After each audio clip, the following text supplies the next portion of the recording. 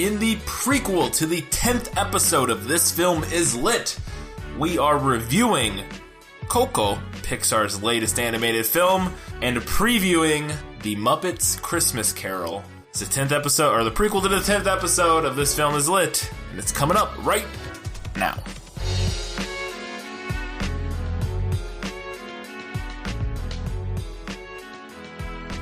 Yes, we went and we saw Coco. I'm not pronouncing that correctly. Pixar's latest sob fest. Yeah, Pixar's latest tearjerker. Yeah. So we're going to talk about that first for a while, and then we'll get into our preview of, spoiler, the poll has been decided. It's still ongoing, but nobody's going to catch it. The Muppets Christmas Carol. The Muppets... It's because it is the Muppet Christmas... The Muppet Christmas Carol.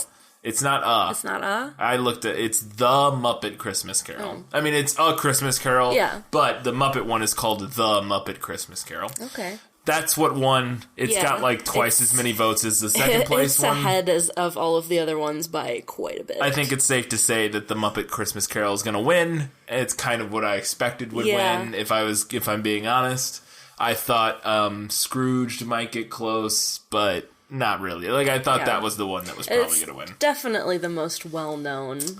Of the ones, of all the Christmas Carol adaptations, it's the most popular. Yeah. At least amongst people currently. Who listen to podcasts. Since it came out, and who listen to podcasts, and since it came out, like, if we did this podcast, if podcasts were a thing in 1995, or 1993... Like, because the Muppet one came out in 92. Mm-hmm. So, like, if it was right around that time, I think some of the other, like, the George C. Scott one probably would have been a little more popular. Yeah. Or Scrooged might have won, because I think Scrooged was the late 80s. But, yeah. At this time, Muppet one knew it was going to win. And it did. Doubled up everybody else. So, that's the one we're doing. And we'll get on to a little preview of that one at the second half. But first, it's time to talk about Coco.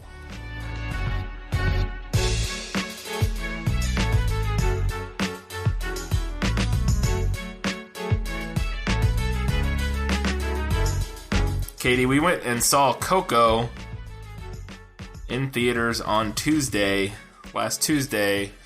What did you think of Pixar's latest offering? I thought it was lovely. It was delightful. It was beautiful. It was gorgeous. First note, beautiful. That was the first note I wrote down. I wrote a couple quick notes just so I had something to kind of gather my thoughts. First one, beautiful. It was absolutely gorgeous. And every Pixar film is for the most part, but this one really had an expanded kind of like color palette, and the imaginary or the world of the dead is such a blank slate to an extent, like such a go ahead and paint it what you want, do what you want with it sort of thing, you know what I mean?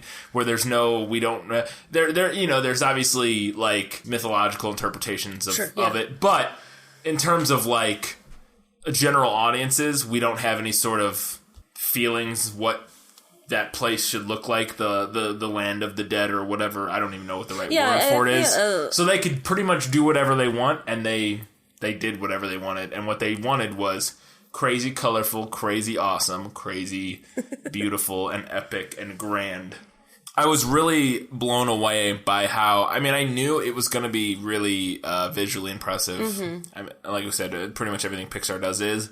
But I was really blown away by just how imaginative and colorful and interesting. It's so colorful. Yeah, the world was. Like, it just, I wasn't prepared. Like, it's like acid trip colorful. Like, and I've never done acid, but like the world, some of the creatures in that world and in the world of the dead. So it's just a vague outline to kind of, no spoilers here, but the story, if you haven't seen it, is about Miguel, who is a child in a very storied Mexican family who doesn't like music. The family is very opposed to music because way back, the great-great-great-great-grandfather of the family abandoned his family to chase the dream of becoming a famous musician. And so since then, all of the family has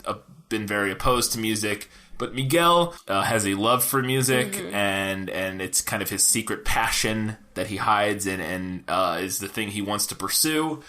And then it kind of culminates to a point where he ends up transporting himself to the land of the dead, because this all takes place on the Day of the Dead. The Day of the Dead. I was trying to think of the Mexican Dia de los Muertos. Yeah. Takes place on the Day of the Dead, so which is in tradition is the day where the spirits are able to pass through the veil, basically, to come visit their family. And he ends up passing through the other way and meeting his ancestors that are dead on the side of the dead people. And so that's where most of the story takes place, is in the land of the dead on the other side of the veil or what have you. Yeah, it's a bridge. Yeah, it is literally a bridge of flowers. Yeah. But so he that's where the universe that they created was the universe of the afterlife, kind of in the Mexican tradition. And yeah, they got to play around a lot, and it's really obnoxiously gorgeous, and they did a lot of really cool things. And that was one of the other things, and that I don't have any sort of perspective to comment on this necessarily as fucking gringo that I am. But from what I gather, from what I've read from people of Mexican descent and people that are part of that culture, this is a very faithful and respectful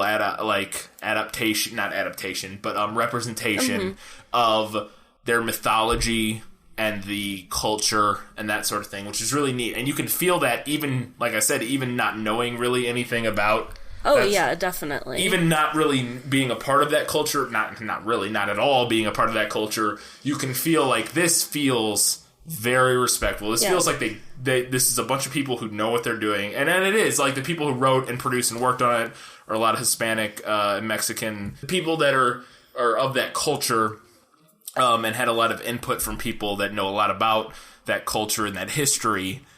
And it's a very good representation of that, it seems like, and according to everybody else. It definitely feels like there's a level of authenticity to it. Yeah, it's really cool. Like, it's really neat to see, and it made me... It was kind of funny watching in the theater. I almost had, I don't want to say secondhand embarrassment, but I had to wonder, because the town we live in is... it's a rather smaller Midwestern town where it's fairly conservative. Not fairly, mostly conservative. Mostly, not mostly, almost entirely white for the most part. Yeah. And it was interesting being in a theater, and I was kind of wondering, like, because there was like a couple families around us, all white families with, and I'm just wondering, like, it's interesting seeing this representation of this culture, and not only this culture, but kind of because a lot of Mexican people are Christian, and this is like sort of like a vague offshoot of Christianity to some extent. I think, I don't know a lot about it, but like it's kind of like a hodgepodge of Christianity and traditional regional religions and that sort of thing. But I thought it was interesting. I was like, I wonder, because there was like little kids there, and I'm like, I wonder if these parents go home and be like, everything in that movie was bullshit. Because it's like a very religious, to an extent, you know what I mean? Like, it's a very, like, it portrays... Yeah. Well, I mean, it doesn't talk about religion. Like, they don't ever talk about God or anything in the movie. No, they don't. But it's very spiritual. But it's the afterlife. It's about the afterlife. And it embraces that cultural belief of... the Day of the Dead. The Day of the Dead, when your ancestors come back and visit and that sort of thing. And you have to put their pictures up and you honor them. Yeah. And I just thought it was interesting because I was like, that's a very specific thing to, not necessarily just to Mexican culture, but it's a very specific thing that, American Christians don't do. Right. And I wondered if, like, Because, like, if a kid goes and see that and be like, maybe that's what happens when you die. Like, a little kid might think that.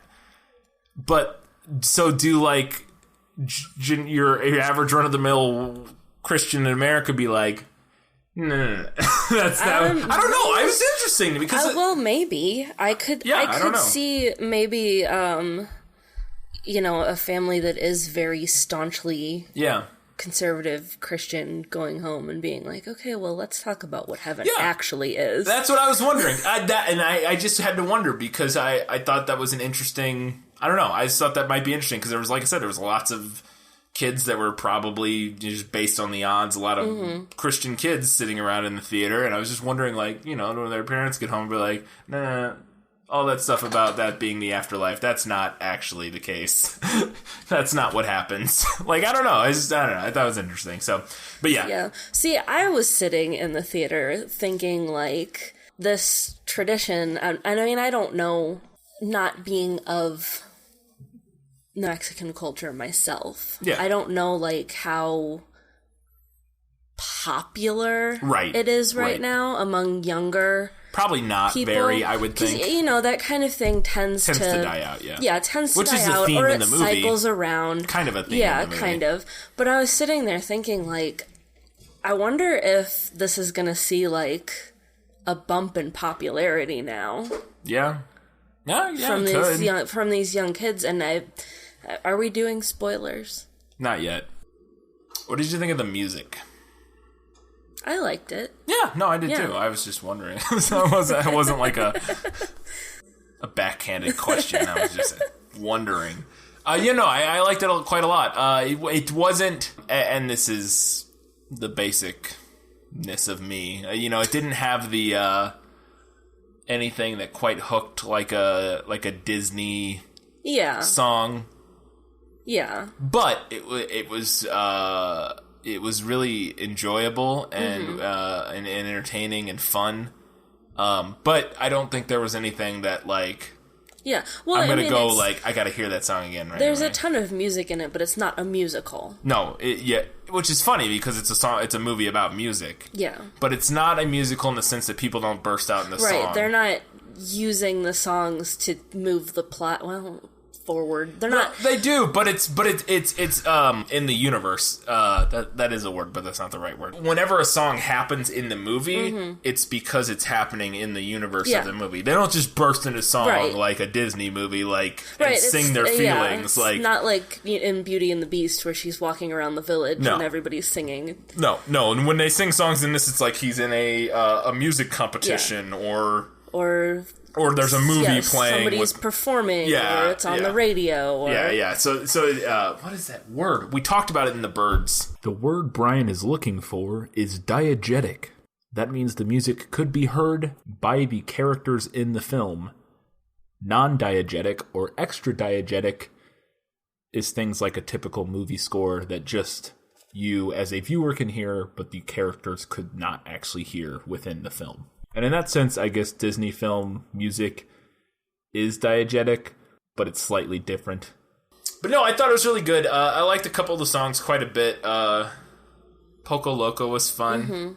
Remember Me is very touching, especially in the context of the film without getting into spoilers. The thing that really hit me, it was one scene in particular and one moment in particular that when it happened and I was watching it and the way it played out, I was like, yeah, this is good. This is real good. And it was the scene where Miguel first plays guitar in the attic in front of the TV. Yeah. The way that is animated and the lighting and the way it's shot, for lack of a better word, was so beautiful. And the way he expresses, the way they animated his expressions while he's playing guitar and the close-ups...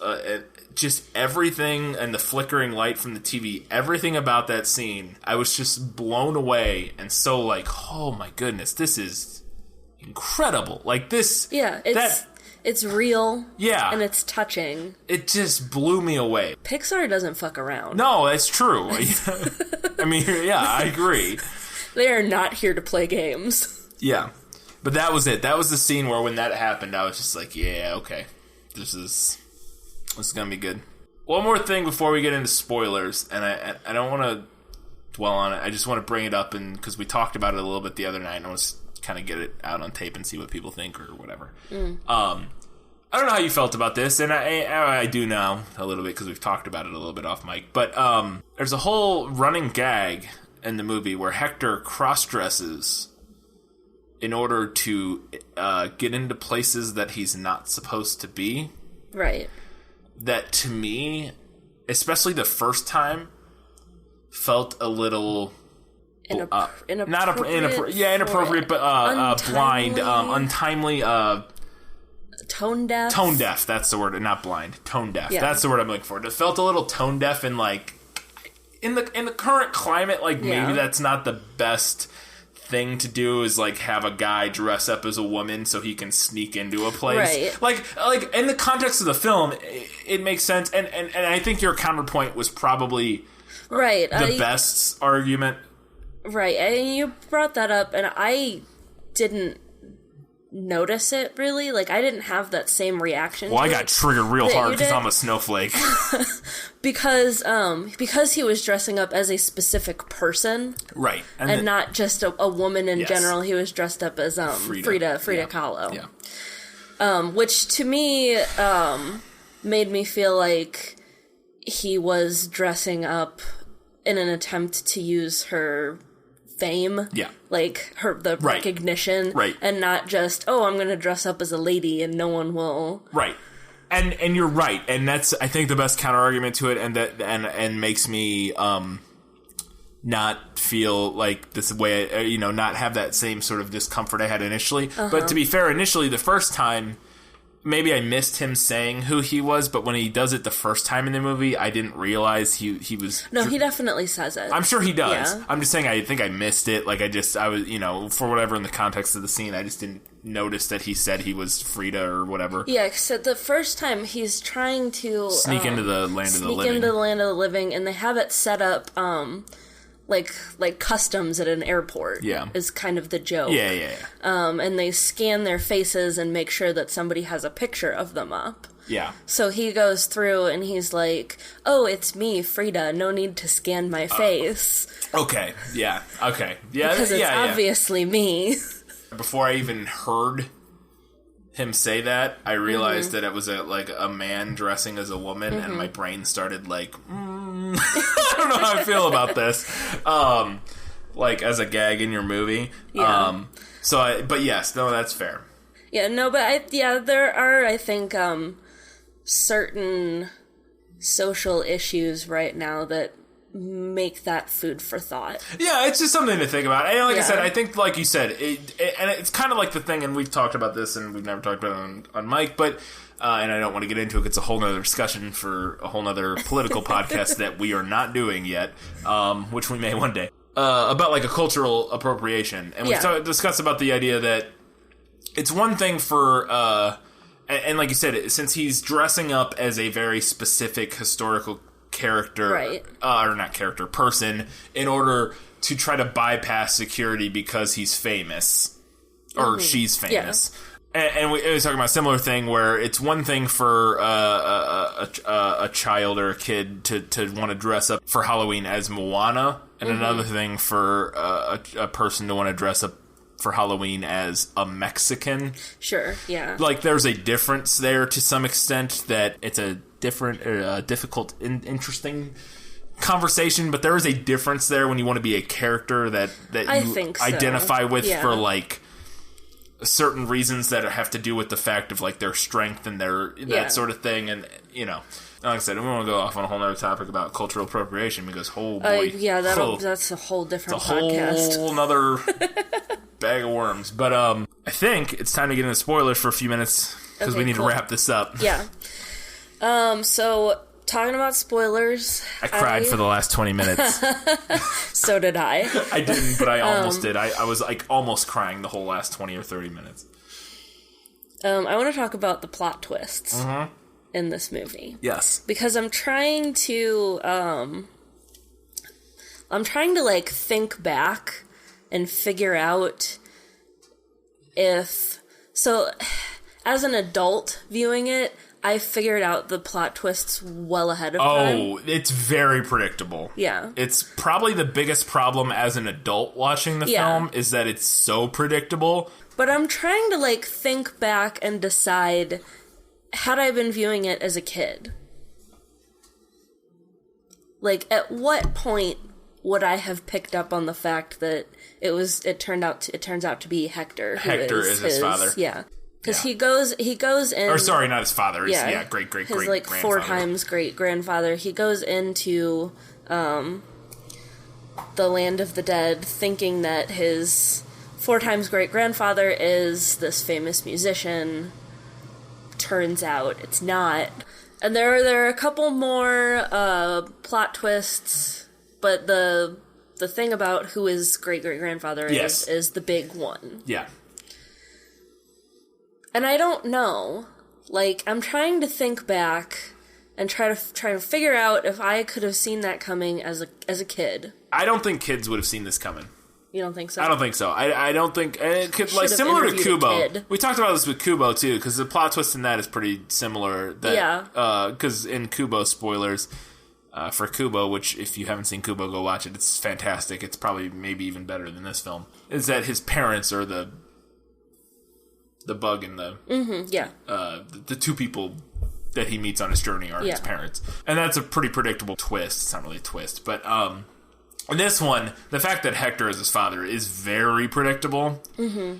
The one that's a little less predictable in this that kind of makes up for it is that De La Cruz. It's not De La Cruz. Whatever the fuck the musician. Something like that. It's something Cruz like that. Killed Hector. Yeah. That I didn't see coming. Yeah. No, I didn't. That was kind of a surprise and was interesting. Was that Hector De La Cruz or whatever his name is? Yeah, he murdered him. He murdered Hector and took all of his songs so that he could stay famous. Which I thought that was interesting, and I didn't really see that coming. And I thought that was a fun twist. Because I actually expected that guy to be evil the whole time, but he played so good. Yeah. When he first meets him, and he plays so sincere and like nice when Miguel first meets him, and it's like, "Hey, you're my dad," and he's like, "Oh my god, that's amazing," and he's like very nice to him and very sweet to Miguel, and he's gonna send him back to the land of the living, and he's like, "This is incredible, you're a talented musician and you should follow your dreams," and like he's like very supportive and amazing, and it's like, and you're like, okay, well, I don't know where this is going, but then it turns out he's a fucking he's awful power hungry, not power hungry, but fame hungry. He values his fame and his reputation more above than anything else, above all. But so that was interesting. But the twist, but I don't think kids would see it coming. The twist of Hector being the father. I think younger kids would no idea. I'm going to have to ask a kid. Well, here's the thing. So one of the review shows I watch on YouTube, it's these 2 guys. It's called Schmozno or something like that. It's 2 guys. And they were talking about this movie, and one of them said specifically that he did not, and he's a grown man. He's like 40, and he completely had no idea that Hector was going to be the father until like the moment where they specifically said that Hector was Miguel's, or not father. I keep saying father because it makes more sense. Like narratively, it feels like he should be his father. Maybe I'm just like applying like Star Wars, like I am your father, but his great-great-great-grandfather or whatever. But he had no idea and didn't see it coming at all. But to me, and like you like said, it's very obvious. But that doesn't take away from it. No, even though you know that that's what's coming, it still works. It's real good. It's a beautiful, sincere love letter to a culture, to music, to family. It's amazing. Like, it's just really good. I can't recommend it enough. Yeah, go see it. Go see it. It's worth your money. We actually put a pin in something earlier. Oh, the pin. I forgot about the pin. Pull it out. So, what I was thinking during the movie... Spoilers.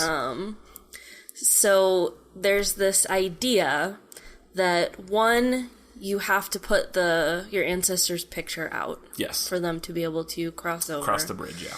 And, 2, if nobody remembers you if nobody who's alive remembers you and is like honoring your memory, you like disintegrate into nothing and blow away. You basically die again for good. Yeah. So I'm sitting in the theater thinking, there's gonna be a bunch of little kids who freak out and are like, no, we have to put out Grandma and Grandpa's pictures. That's kind of what I'm talking about, in the sense of, like, because it's so... Because I feel like I would have as a kid. That's like, what I mean. We have to put out the picture. I felt that. I'm a giant fucking atheist, not, like, the most rational, like, I don't believe in any of this shit, and I'm like...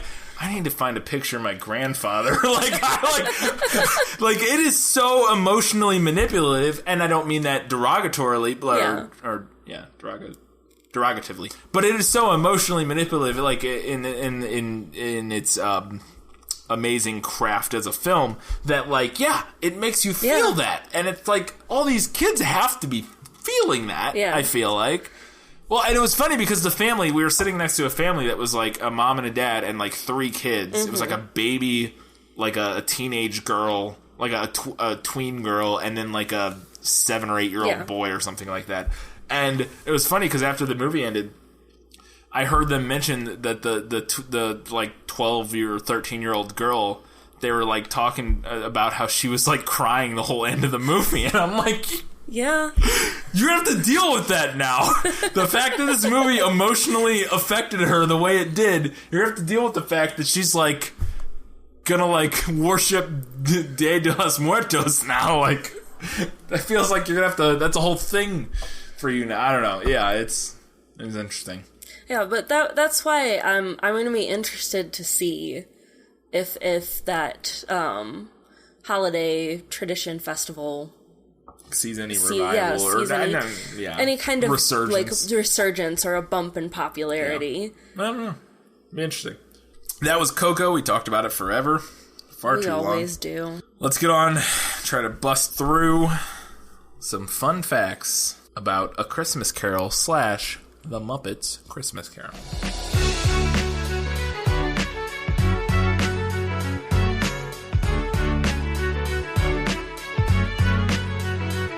Start with the book. Katie, right. What you got? So I do have some fun facts because Dickens was kind of an interesting guy.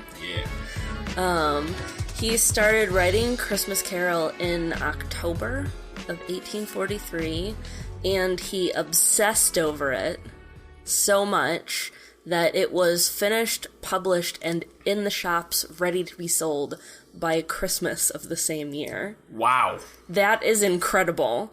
I mean, it's short. It's a novella. It's short, and it's a very, I don't want to say simple story, because that's with 150 years of history. But it is a very, when you read it, you're like, yeah, I get this. Like, this makes a lot of sense. The fact that somebody wrote this story makes a lot of sense. Yeah. Like, looking at your past, your current, your future, to reflect on the fact that you're a shitty person and grow from that. It's like a very, like, yeah, that makes a lot of sense as a story. Like, it's not like this weird out-of-the-box, like, universe that needed a lot of crafting, you know. So I get that. Yeah, it makes sense. I mean, like, when I think about how long I've agonized over a short story, I'm like, oh, okay, all right. Yeah, but you're not Charles Dickens. That's true. Very few people were. No. Mainly just one. So, it was a huge success, commercially and critically. Basically, everyone loved it. Yeah. Big success. Dickens was also one of the first famous authors to give public readings of his work. And A Christmas Carol was the first reading he ever gave. And I say he read them, but, like, based on descriptions that we have and stuff that we still have from that, it would be more accurate to say that he performed them. He had, like, a special version of A Christmas Carol that he turned into a prompt copy that had, like, stage directions and, like bits and pieces of longer description, like, cut out of it so he could just give people the action. Yeah. Give it to him. Yeah. He did do 2 reading tours in America. Really give him the Dickens. Stop. Okay. Sorry, go ahead. 2 tours in America? 2 reading tours in America. The second one in 1867 earned him what today would be over $1 million. Wait, $1 billion? No, $1 million. Okay. So he was basically a rock star. Yeah. Super famous. Well, I mean, he was 1840s. He's probably like... There's probably a few other... Like, is he the biggest author of his time? Well... Who else was going on then? It's funny you should mention that. Okay. Because my next fun fact is that Mark Twain... went to one of his readings. Was old Marky Mark running around during that time? Over here in America. Yeah. And Twain, not super impressed. He described Dickens' writing, specifically A Christmas Carol, there is no heart, no feeling, it is nothing but glittering frostwork. Which is a writerly way of saying... You basic. I was about to say, I literally almost cut you off and said, bitch, you basic. Wow. Yeah, not impressed. I mean, Mark Twain seems like the kind of cunt who's not impressed by, like, anybody. That's true. And I say cunt in the most loving, like, Australian way possible in that regard. But, like, he seems like the kind of guy who's like, yeah, nah, I don't fucking. Like, I feel like if Mark Twain, like, met Shakespeare, he'd be like, okay, calm down. You need to chill out with all your fucking bullshit. Like, we get it. Yeah. Like, I feel like that's the kind of person Mark Twain was. Like, he just seemed like that kind of guy. No matter how talented anybody was, he was, like, gonna try to bring him down a peg. Yeah, and, like, yeah. No, that's fair. I don't know. I could be wrong, but it just kind of seems like his personality. Yeah. Another thing I found that I thought was funny was the menu of what Dickens ate on reading days when he gave performances. And I say ate, but it would be more accurate to say drank. Yeah. He was an artist after all. He started the day with 2 tablespoons of rum mixed with cream. That was his breakfast.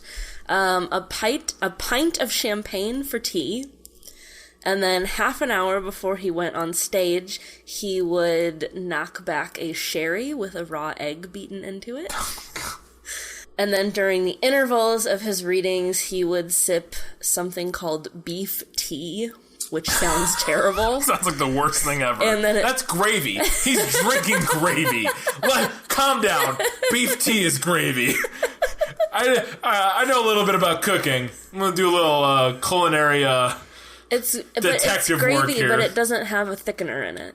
Yeah. It's just it's beef stock. Steeped beef. It's beef stock. It's beef stock. So he would drink beef stock, and then before bed he would have a bowl of soup. So he was basically a little drunk the whole day.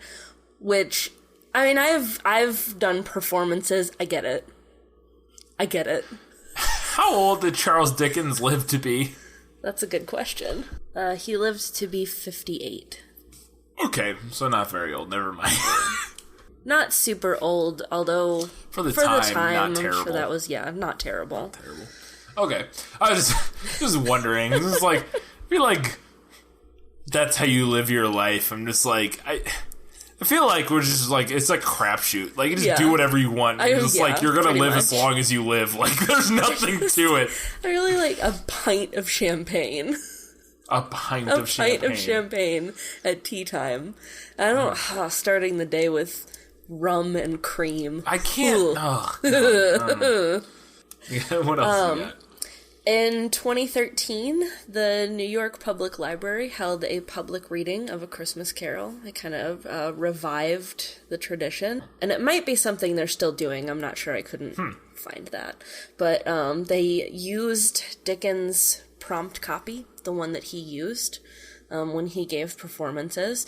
And guess who played the part of Charles Dickens and gave the reading? Patrick Stewart. No. Damn it. It's one of my favorite authors. Neil Gaiman. It was Neil Gaiman. He wore a hat and a fake beard.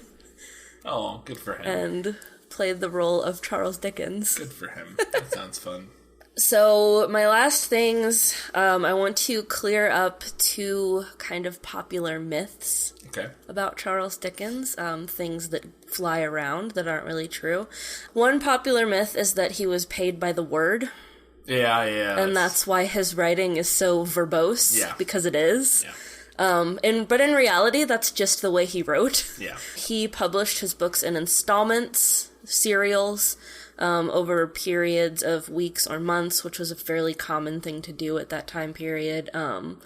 Louisa May Alcott, who wrote Little Women, did it the same way. Yeah. So, but it was actually pretty smart, though, because it created a huge demand, for one thing, because people had to know how the story ended. Yeah. And he didn't have to wait for a book to be completed in order to get paid. He got paid every time he did an installment. Mm-hmm. And obviously trained him on how to write quickly. There you go. So I think that should be a new segment on our, maybe in our prequel episodes, is this film is lit Mythbusters. That would be fun. That would be busting fun. myths about about authors. About authors or movies or whatever. Yeah, that would be interesting. Fun. Whenever we have it, I think that would be interesting. So the other myth, because Mythbusters is amazing, is actually a very current one right now, which is that Dickens is often credited as the man who invented Christmas. Yeah, which is a movie right now. Yeah. Which I wanted to see, but I don't think it's coming to our theater because we live in the middle of nowhere. We got one theater, so. Yeah. So the idea of that came from an article that was published by an early Dickens scholar named F.G. Kitton. Not really sure how to pronounce his name. How's it spelled? Kitton. Kitton. But again, it isn't really accurate. It's just really easy to get that idea by looking at the general history of Christmas. Right. So if we rewind all the way back to the Middle Ages, Christmas was this huge communal festival, and the local nobility hosted like feasts and games, etc., etc. Huge deal. All the different classes celebrated it together. Yeah. By the 19th century, Christmas was still being celebrated, but it had kind of fallen out of fashion with the upper classes. It was mostly like the lower classes that were celebrating it still, and it wasn't like this big communal feast thing anymore. Yeah. And A Christmas Carol made the holiday popular and fashionable again with the upper classes. So he didn't really invent Christmas. He just kind of made Christmas great again, if you will.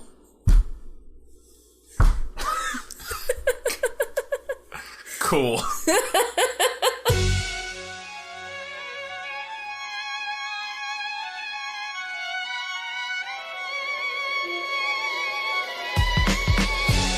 Let me open my notes up. Alright, I got a bunch of stuff, because, like we said, the Muppet Christmas Carol won the poll quite handily. I believe at last check, it had 11 votes, and the second place had a 5. Yeah. I think Scrooged might have been second with 5. I think Scrooged and the George C. Scott were tied for second place. Were tied with 5. Mine made a slight resurgence, because the Patrick Stewart version had only 1 vote. Which my own vote, and then in the last several days surged up to 3 votes. So I appreciate you, whoever you were, who were like, we appreciate boom. Everyone who voted. Yes, everybody who voted, we appreciate it. And it's too bad we couldn't do all of them, but it would take way too long. Oh God! But the kind of a cool thing, since there are so many versions of it, we could do another version. Another Christmas. Or like Christmas in July, we'll do another one or whatever. Yeah, we'll revisit it again at some point. Go back and hit some of those. Maybe not the Jim Carrey one, since I think that got literally nothing. No votes. Yeah, the Jim Carrey one got no votes. Love for the Jim Carrey version. Yeah, so not that one, but the other ones. Yeah. All right, so bringing it down a notch, Jim Henson died in 1990. Boo. In the pre-production, or the very earliest stages of pre-production for this film, which this film came out in 1992. Where this film kind of came from, basically, was that a talent agent approached Brian Henson, the son of Jim Henson, with the idea to do the adaptation. And he said to him, or this is the quote that is recorded, is that he said, "Christmas Carol is the greatest story of all time. You should do that." Thanks, guys. And so Brian Henson was like, all right. And it was originally pitched as a TV movie. Oh, that makes sense. It was originally going to be a TV movie, and then Disney, once they got people working on it and started getting a look at it, decided, no, we're going to release this in theaters. So it was written by, and I say this is the understatement of the century, longtime Muppet writer, Jerry Jewell. He's literally written, like, every Muppet movie. If you go to his Wikipedia page or his IMDb page and click on his written by credits, it's like 30 Muppet movies and like 4 other films. Like, this dude has written every Muppet movie from like 1972 to like 1995. Yeah. Like, he wrote everything the Muppets did in that time frame. He was chosen to write the script, and he decided to insert Charles Dickens as the stand-in narrator. A brilliant move. Yes. In order to remain faithful to the original prose of the book, of the novel. And I think that's kind of extra cool, like, knowing that he considered it kind of a performance piece. Yeah. No, it makes a lot of sense. Makes a lot of sense. So, speaking of inserting Charles Dickens as the narrator, Gonzo was chosen. Hold on, my note's closed. That's one of my favorite things about that movie. Gonzo was chosen because, and here's the reason according to what I have read, Gonzo was chosen because he was the least likely choice to play Charles Dickens. Like, he was like, they're like, all right, who should we get to play Charles Dickens? They're probably like, all right, Kermit, sure. And they went through a list of a half dozen Muppets, and they're like, any of those. And then they were like, Gonzo. That doesn't make any sense. All right, it's him. And then they added Rizzo the Rat. He was added to inject humor to the script and basically play as a Greek chorus in the film. Yeah, he does function as a Greek chorus. He basically functions as a Greek chorus. And interesting. It was kind of like their little, probably like, and this is kind of spoilers for the next episode. That's one of my things. Like, hey, was there a Greek chorus? Because there wasn't. Was that in the book? No, it wasn't. Oh, so this is fun. Initially, the ghosts of Christmas past, present, and future were going to be played by famous Muppets, like by Muppet characters, established Muppet characters, like Gonzo, Miss Piggy, Animal. That would have been interesting. They scrapped it though because they decided we should do new Muppets, new characters, because it will add more to the ominous nature of the story. Like, if fucking the Ghost of Christmas Future comes up and it's Miss Piggy, like, it's gonna be like ridiculous. Yeah. So we need to make a terrifying Grim Reaper Muppet thing. Yeah, so they decided they needed like a more ominous, like scary kind of thing, instead of like just using the Muppets we all know and love and like, okay, sure, the Ghost of Christmas. I thought that was a good choice. No, it was a very good choice, I think. 4 or 5 actors were considered for Scrooge before they finally landed on Sir Michael Caine. I believe he's knighted. One of the I didn't recognize, honestly, like 4 of the names. They were like British actors, and I like clicked through them, and I'm like, you were probably in Doctor Who in like the 70s. I don't know. Like, I don't know who you are. The one name that I did know that was considered but wasn't chosen was George Carlin was considered for Scrooge, which would have been interesting. Yeah. But they ended up going with Michael Caine, and he agreed on this condition. And this is one of the best conditions, and it actually works really well, and it's really good of him and like a very solid choice. This is what he said, and I quote, "I'm going to play this movie like I'm working with the Royal Shakespeare Company. I will never wink. I will never do anything Muppety. I'm going to play Scrooge as if it is an utterly dramatic role, and there are no puppets around me."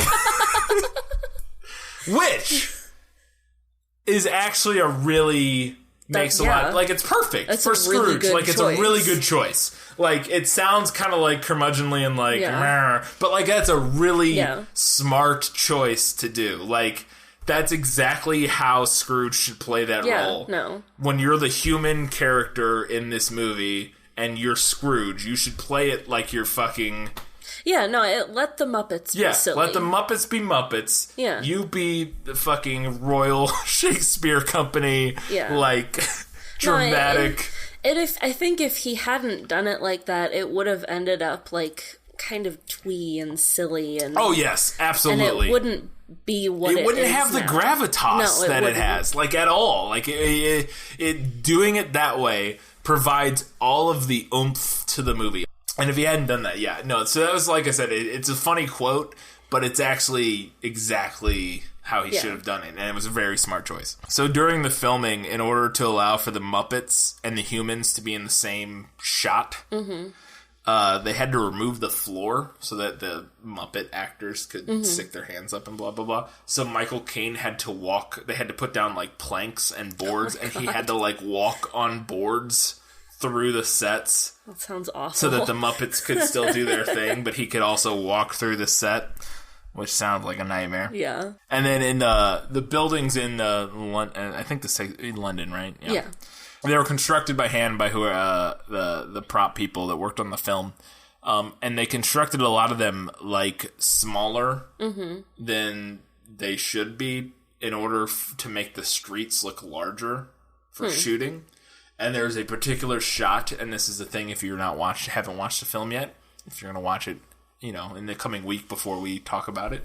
One of the final shots of the film, there's a crane shot that pulls up on the street while they're all out in the street or something like that. And apparently you can tell that the buildings are, like, very small. But they left it in because they liked the shot so much and how it worked that they were like, nobody will notice. Like, interesting. So, be on the lookout for that. Yeah, I almost didn't include that note, but I thought it was a fun thing to, like, if you're going to watch it, look out for that, because I want to look out for that and see. It's towards the end of the film. It's like a crane shot that pulls up and reveals, like, the whole street and that sort of thing. And final thing.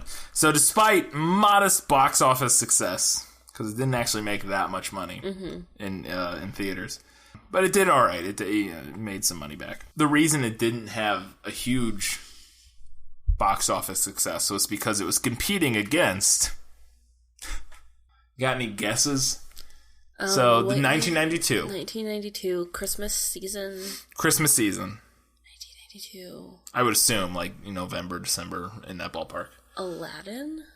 Boom! Number one with a bullet. What else? One other thing that also stole a lot of the money. And this is a Christmas film. It takes place during... It's a Christmas film, I'll say. Well, I was gonna say Home Alone. Yes? Home Alone 2? Yeah! Yes, it competed with Home Alone 2, Lost in New York, and Aladdin. And so that was... I guess I didn't realize that the original Home Alone came out like 1990. That much earlier. Like 89 or 90, yeah, I think. Interesting. So yeah, Home Alone 2, Lost in New York came out in 92, and Aladdin came out in 92 in that same couple weeks that this came out. So it did all right in theaters, but if it hadn't been competing with literally one of Disney's best films and literally one of the most successful sequels to one of the most successful like Christmas movies of all time, it probably would have done a little better, but it gained a lot of success, at least from what I understand, in DVD releases and or VHS releases, and post theater, it has made a lot of money and become a very much beloved film after theaters. It's my favorite Christmas movie, like, period. Yeah. When I was in grade school, I went to a little private school, K through 8, and our music teacher would show it in class every year at Christmas time. Yeah. So, like, to me, it doesn't even feel like Christmas if I don't get to watch The Muppet Christmas Carol. No, it's really good. I like it quite a bit.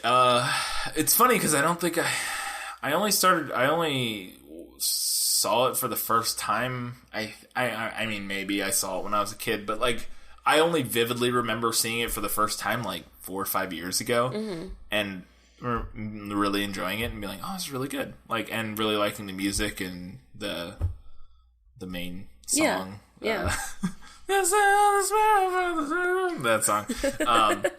I mean, it's not my favorite Christmas movie. I have a couple other ones. I'm a big Christmas Story fan. But yeah, no, it's really good. It's up there in my top 5 or 6 like Christmas movies. It's really enjoyable, and I'm excited to watch it again. It will be our first time watching it, I think. We haven't ever watched it together. Last year or the year I think I before. watched it with my sister. Yeah, so it'll be our first time watching it, which will be fun. Yeah. I'm excited. So yes, that's the Muppet Christmas Carol. Go ahead, tuck in to some figgy pudding and a roast goose. A roast goose, maybe a little tea, Earl Grey hot. Or a pint of champagne. If you're going the Dickens route. And watch yourself the Muppet Christmas Carol. It's probably on TV like every other day for the next month. If I had to guess, I don't know.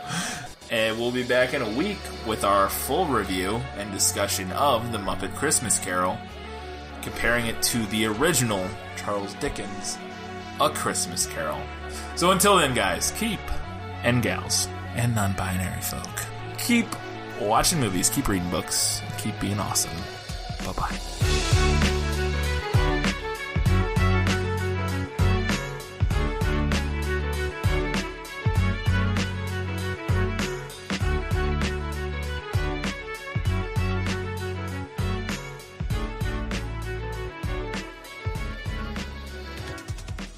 Actually, that's a fun discussion. We'll cut all this out probably, but I actually think so we should definitely switch to the metric system. Oh, definitely. But I can count by tens. Yes, we should definitely do it. But, because Imperial's stupid. But, and makes no sense, and it's just like random nonsense. But Murica. But I think personally,